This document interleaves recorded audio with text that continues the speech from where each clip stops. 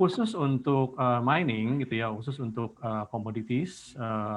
metals dan batu bara, memang ini skenario ini juga ditambah dengan yang tadi disebutkan bahwa global liquidity yang membanjir gitu ya dan akan tetap dipertahankan mungkin untuk tahun ini kemungkinan besar, dan juga tren pelemahan US dollar karena secara historis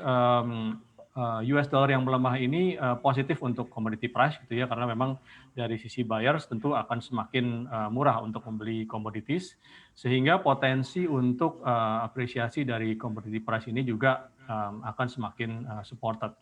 Nah, ini yang menyebabkan bahwa sektor-sektor komoditis seperti tadi batu bara dan juga untuk Indonesia khususnya ini ada nikel gitu ya, sekarang menjadi primadona.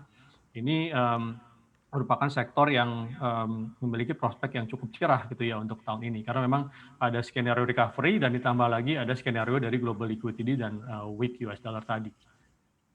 Kalau tadi Anda katakan salah satu trennya ini adalah karena pelemahan US dollar, lalu dengan nanti dilantiknya Joe Biden menjadi presiden baru Amerika Serikat dan apabila dolar menguat, apakah ini juga akan mempengaruhi sektor pertambangan?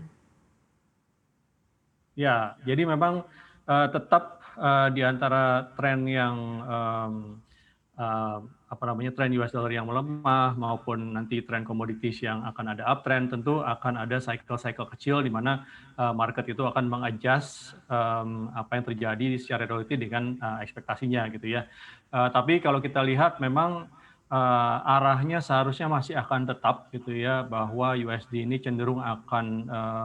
melanjutkan pelemahannya menurut view kami, karena dengan stimulus yang nanti diharapkan akan begitu besar gitu ya, kalau memang ini nanti dikonfirm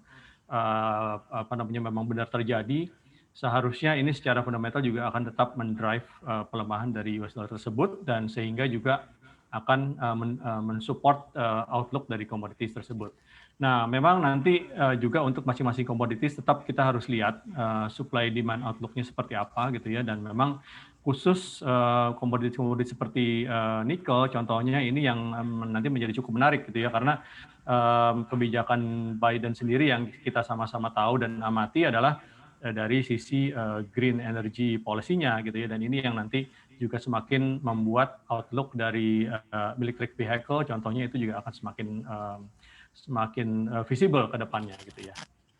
Melihat kondisi di awal tahun ini, apakah sektor pertambangan ini sudah menjadi pilihan bagi manajer investasi untuk mulai melakukan sektor rotation?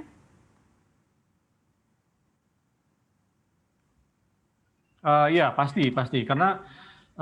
sektor ini memang justru berpeluang memberikan return yang cukup baik ya, kalau memang kita invest sesuai dengan cycle-nya, dan memang paling berat adalah mencoba menerka cycle dari commodities price-nya gitu ya, karena memang demand dan supply faktornya itu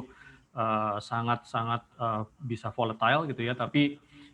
kalau kita melihat dari sisi valuasi, contohnya pada waktu kemarin share price-nya jatuh cukup dalam, itu memang juga peluang yang cukup baik untuk bisa mulai invest gitu ya. Dan kalau kita lihat di sisi pasar juga bobotnya juga tidak kecil, 7%, jadi memang suatu sektor yang tidak bisa di-ignore. Dan kalau kita lihat memang dari sisi potensi earnings recovery-nya, sekarang kalau kita lihat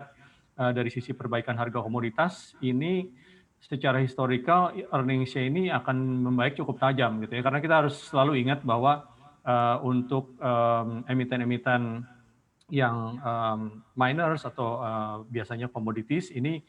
kenaikan harga komoditas itu akan translate to earnings itu dengan leverage 2 sampai 3 kali lipat. Jadi kalau commodities price-nya naik 10%, earnings-nya bisa naik 20 sampai 30% gitu ya untuk tahun ini. Jadi itu yang nantinya juga akan bisa menjustify untuk valuasinya itu bisa terus re-rating ke depannya. Jadi saya sih yakin bahwa mining sektor ini pasti akan menjadi sector rotation untuk MI, bukan hanya untuk kita secara asset management, tapi juga untuk MI lain.